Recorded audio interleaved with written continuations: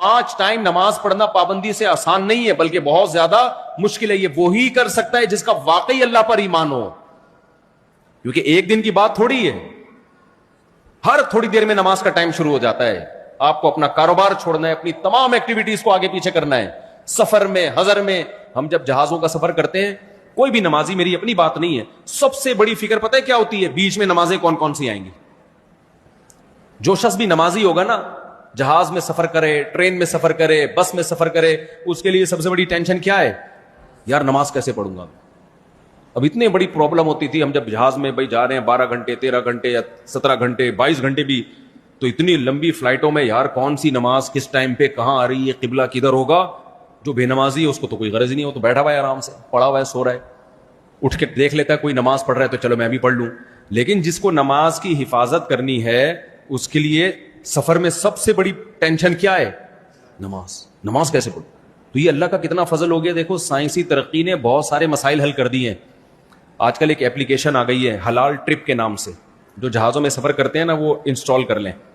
حلال ٹرپ کے نام سے، اس میں کیا ہوگا، آپ اپنی فلائٹ کا ٹائم لکھو، یہ جہاز یہاں فلائٹ نمبر ڈالو اور لکھ دو کہ یہاں سے لے کے کس ملک میں جا رہا ہوں میں، تو وہ لوکیشن ڈال دو اس میں، یعنی وہ خود پوچھ لیتا ہے آپ سے، جو سوال پوچھے اس کا جواب دے دو بس. اب میں کیا ڈیٹیل میں جاؤں. جب آپ وہ حلال ٹرپ ڈاؤن لوڈ کرو گے تو جو پوچھے اس کو بتا دو. آپ بتاؤ گے نا تو وہ نمازوں کا ٹائم بتا دے گا. جہاز میں یہ بتائے گا کتنے بج کے کتنے منٹ پہ ظہر کا وقت شروع ہو رہا ہے، کتنے بج کے کتنے منٹ پہ عصر کا وقت شروع ہو رہا ہے، کتنے بج کے کتنے منٹ پہ مغرب کا وقت شروع ہو رہا ہے. اور جب مغرب کا وقت ہوگا تو وہ تیر کے نشان سے بتاتا بھی یہ قبلہ کدھر ہوگا. میں نے 5-6 مرتبہ اس کو ٹرائی کیا، بالکل ایکوریٹ بتا رہا ہوتا ہے وہ. تو یہ بہت بہترین طریقہ ہے نمازی لوگوں کے لیے. اس میں آپ کو یہ آسانی شریعت نے دی ہے کہ 2 نمازیں اکٹھی بھی پڑھ سکتے ہو، کیونکہ جہاز میں وضو کرنا بڑا مسئلہ ہوتا ہے، تو پھر کھڑے ہو کے نماز بھی بہت دفعہ نہیں پڑھنے دیتے. تو اس کا طریقہ یہ ہے کہ آپ اس میں یہ نہ دیکھو ظہر کا وقت شروع کب ہو رہا ہے، بلکہ یہ دیکھو ظہر کا وقت ختم کب ہو رہا ہے. تو جو ختم ہونے کا ٹائم ہے میں وہ اس کو فالو کرتا ہوں.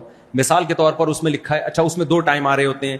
ایک وہ ٹائم آتا ہے کہ جو آپ کے کنٹری کا ٹائم ہے جہاں سے آپ اڑے ہو، ایک وہ ٹائم آتا ہے جو جہاز میں جہاں آپ ہوگے اس ملک میں کیا ٹائم ہے. تو آپ نے وہ ٹائم لینا ہے جو یہاں سے اڑنے والا، گھڑی کو اس حساب سے رکھنا ہے.